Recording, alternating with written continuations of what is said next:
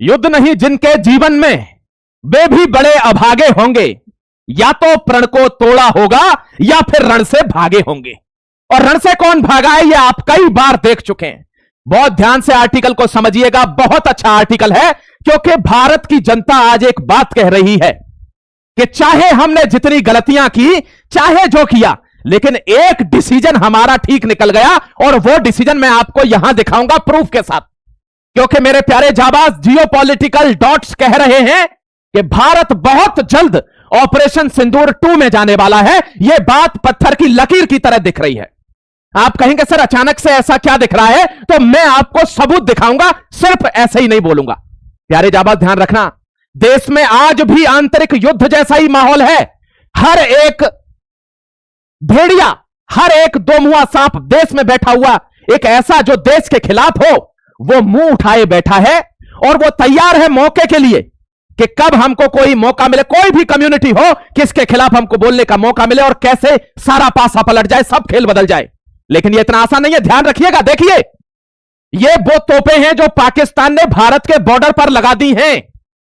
250 तोपें पाकिस्तान लगा चुका है। ध्यान रखिएगा, मैं आपको युद्ध का समीकरण बता रहा हूं कि कैसे युद्ध के हालात कनेक्ट हो रहे हैं, अभी आगे दिखाऊंगा, ध्यान रखना। देखिए, अभी की इंटेलिजेंस की खबर है। और एक बात और ध्यान रखना कि मिनिस्ट्री मीडिया या कभी भी कोई भी इन चीजों को एक्सपोज नहीं करेगा, कभी दिखाएगा ही नहीं, क्योंकि इनकी उनको पता ही नहीं चलेगी। जाबाज, मैं आपको बता रहा हूं, टर्की और चाइना दोनों की तरफ से कल एक खेप आई है। और वो खेप कहां आई है? एक आई है दोस्तों नूर खान एयरबेस पर और एक आई है कराची एयरबेस पर। क्योंकि आपको पता है, चूंकि भारत का पूरा आर्मी, नेवी, एयरफोर्स ये बता चुका है कि हम रेडी थे अगर पाकिस्तान भीख न मांगता पैरों में आकर कि अब आपने इतने ब्रह्मोस मान लिए, अब आप सेटिस्फाई नहीं है क्या, बंद कर दीजिए, हमें सीज फायर चाहिए। मैं आपको कहानी सुनाऊंगा किसी दिन ऑपरेशन सिंदूर की। प्यारे जाबाज, क्योंकि वे बता चुके हैं कि हमारी नेवी तैयार थी और कराची और सिंध भारत में मिलता। आज कराची के एयरबेस पर हथियार उतर रहे हैं चीन की तरफ से। आज नूर खान एयरबेस पर हथियार उतर रहे हैं टर्की की तरफ से। और यह इंटेलिजेंस की खबर है प्यारे भाई। मैं आपको और सबूत दिखा देता हूं, यह मैं आपको समझा चुका हूं। लेकिन एक तबके को देश की फिक्र ही नहीं है। उनको यह फिक्र है कि अब कैसे कुर्सी कैसे आएगी, यह भारत की जनता को समझने की जरूरत है। मैंने आपको बताया ना, एक डिसीजन बताऊंगा जो भारत की जनता ने लिया है और वे उस पर गर्व कर रहे हैं।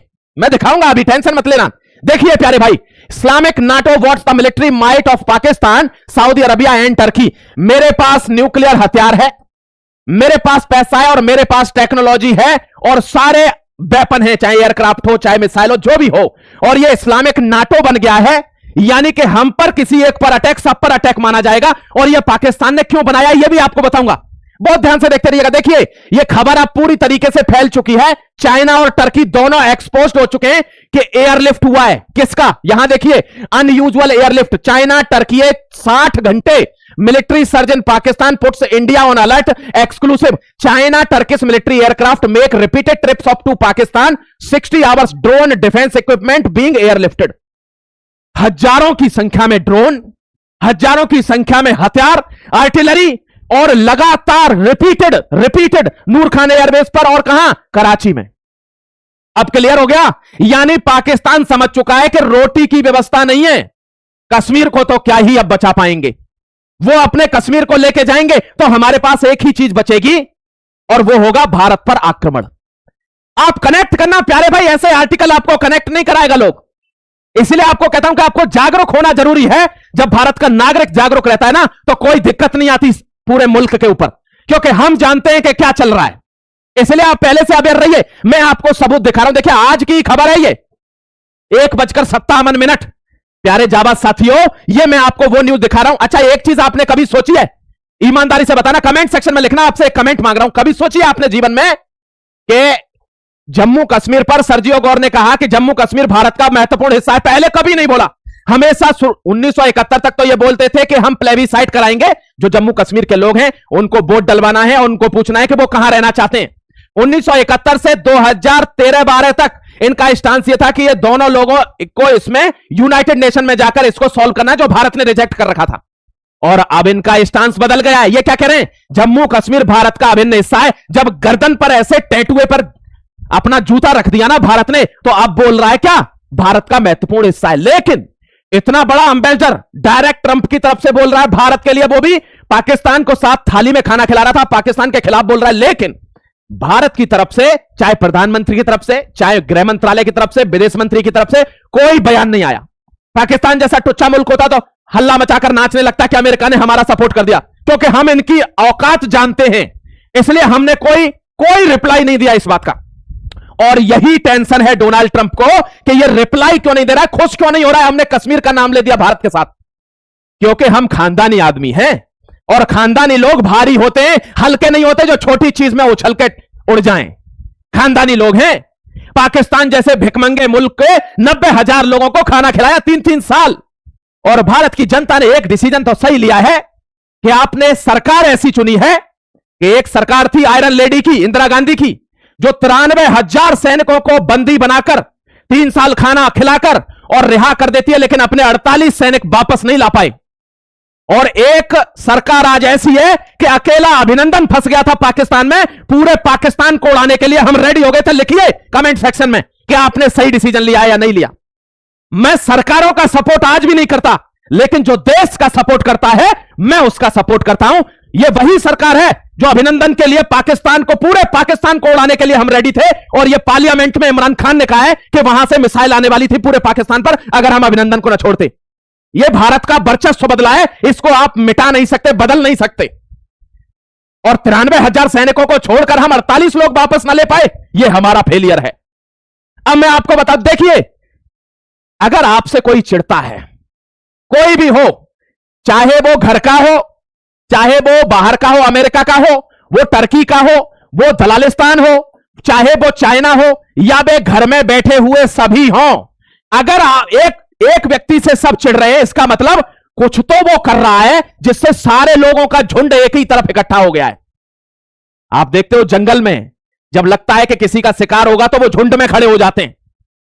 प्यारे जाबाज साथी, आप सोचिए, देश को सोचने की जरूरत है कि विदेशी भी उसी स्वर में हैं और देसी लोग भी उसी स्वर में हैं। आखिर ऐसा क्या है जो विदेशियों के साथ मिलना पड़ रहा है, यह हमको सोचने की जरूरत है। इसीलिए मैं आर्टिकल को सरल करके बताता हूं कि आप सोच पाएं, अपना विजडम डेवलप कर पाएं, जियोपॉलिटिक्स को अंडरस्टैंड कर पाएं।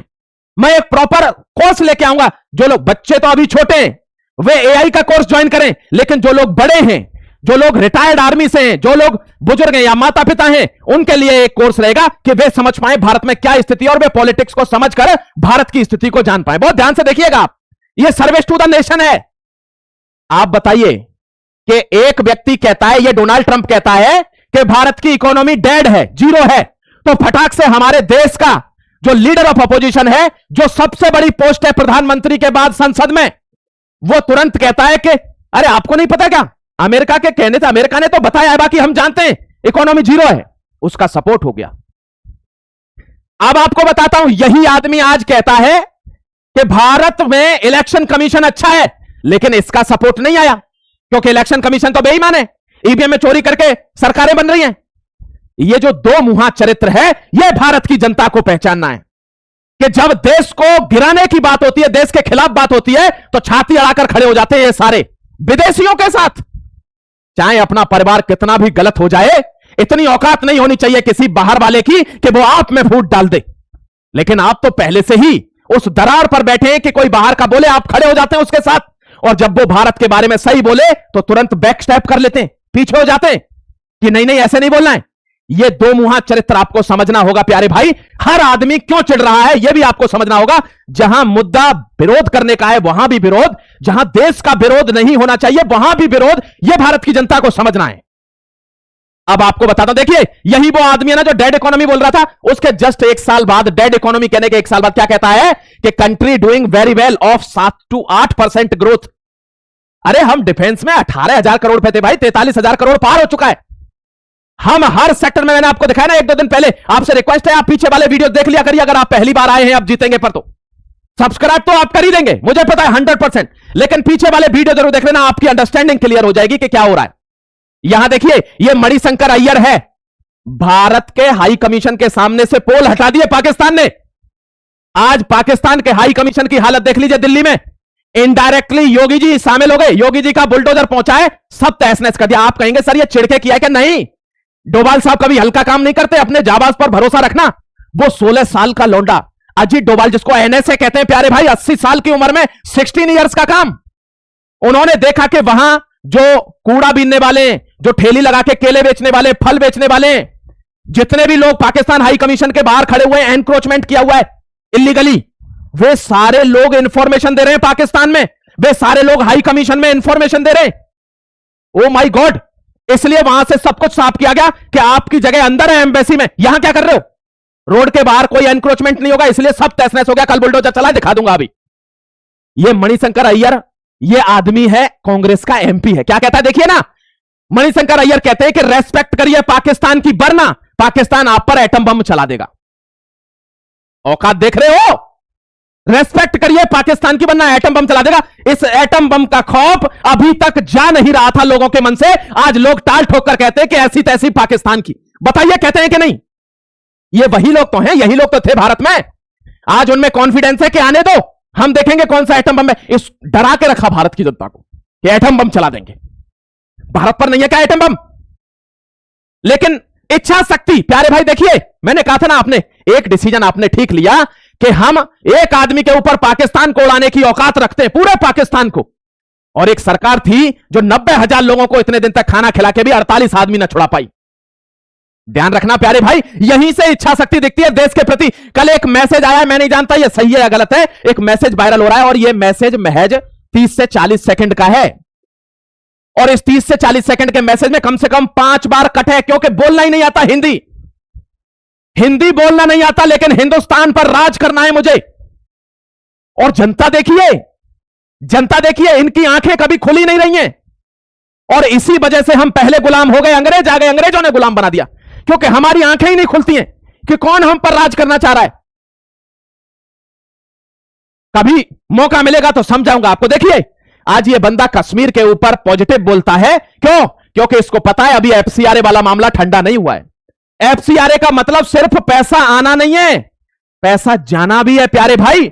देखिए, जो पैसा आया था अब सब पर क्रैकडाउन हो रहा है, ईडी जा रही है, सीबीआई जा रही है, ढूंढ रही है पैसा कहां है।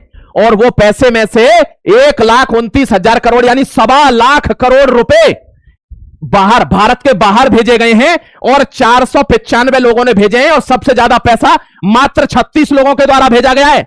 पकड़ लिया है सरकार ने। इससे ही तो डर रहा है अमेरिका कि मेरा तो पूरा मंसूबा ही खराब हो जाएगा। इसीलिए आज डर की वजह से बोल रहा है कि कश्मीर भारत का महत्वपूर्ण अंग है। आज तक कभी नहीं बोला। मैंने कहा था ना, इनसे सावधान रहना, इनकी बातों में आने की जरूरत नहीं है। आज इनको पता है कि एफसीआरए रोका गया है तो डिलिमिटेशन पास करने के लिए। आपने खबर देखी होगी कल की, क्योंकि डिलिमिटेशन के लिए 2/3 चाहिए, तो हमको टीवी के भी चाहिए तमिलनाडु में, हमको तेलंगाना भी चाहिए, कर्नाटक भी चाहिए, पूरा नॉर्थ ईस्ट भी चाहिए। और इनके साथ डिलिमिटेशन जब पास हो जाएगा, एफसीआरए तो सिंपल मेजॉरिटी से पास हो जाएगा। और एफसीआरए की वजह से हाथ पैर फूले अमेरिका के, इसलिए बोलता है कि कश्मीर भारत का महत्वपूर्ण अंग है। लेकिन ध्यान रखना, इनके चंगुल में दोबारा आना नहीं है प्यारे भाई। बहुत ध्यान से समझा रहा हूं, समझ के चलना। यह हाउस में एफसीआरए पास होगा और जो पैसा गया है सिंगापुर के लिए, मैक्सिमम पैसा सिंगापुर के लिए। आप कहेंगे सर सिंगापुर क्यों? वो तो अच्छा कंट्री है, वहां से हमारी कोई दुश्मनी नहीं है। सिंगापुर में भारत के जितने भी ये घपलेबाज है ना, उन सबकी सेल कंपनियां हैं। आप कहेंगे सर सेल कंपनी क्या होती है? सेल कंपनी वो होती है कि कंपनी रजिस्टर तो करा ली, लेकिन उसमें काम कोई नहीं होता, सिर्फ पैसे का लेन देन चलता है। समझ गए प्यारे भाई? समझ में आया हो तो कमेंट में लिखा करिए, अच्छा लगता है प्यारे जाबाज। ये देखिए पाकिस्तान के हाई कमीशन की हालत, बुलडोजर पहुंच गया वहां पर, तहस नहस कर दिया। यहां से लोग कूड़ा बीनने वाले की शक्ल में इंफॉर्मेशन पहुंचा रहे हैं कि कौन आ रहा है, कौन जा रहा है, कहां से जा रहा है, कहां से नहीं जा रहा है। ये 200 लोग जो पकड़े गए ना ऑपरेटिव्स शहजाद भाटी के 15 अगस्त पर, आपको क्या लगता है? भारत का कमिटमेंट है कि any act of terror will be considered as an act of war. और पाकिस्तान के हैंड ग्रेनेड, मोहर लगे हुए ऑर्डिनेंस फैक्ट्री के, पाकिस्तान के हथियार, बाहर के विदेशी हथियार, उन सब पर पकड़े गए। इसका मतलब क्या है कि पाकिस्तान यहां टेरर फैलाना चाह रहा है। इसका मतलब हमारे पास क्या है कि any act of terror will be considered as an act of war. इसलिए कह रहा हूं जियोपॉलिटिक्स कनेक्ट हो रही है कि वॉर नजदीक है प्यारे भाई, तो ध्यान रखना। और युद्ध से कभी भागना नहीं चाहिए, युद्ध से कभी भागना नहीं चाहिए। अगर हम कभी भी युद्ध नहीं चाहते, शांति से काम करते हैं, लेकिन युद्ध अगर हम पर थोपा जाएगा भारत पर, तो हम मुकाबला भी वो वाला करते हैं कि फिर दुनिया ने देखा ना हो। ध्यान रखना प्यारे जाबाज, राणा का वंशज है तो फेंक जहां तक भाला जाए, युद्ध कहां तक टाला जाए, द्वंद कहां तक पाला जाए। राणा का वंशज है तो फेंक जहां तक भाला जाए। तो अगर हमारे ऊपर युद्ध थोपा गया तो ऐसा पराक्रम दिखाएंगे वे जाबाज कि आपने फिर कभी देखा नहीं होगा किसी देश का।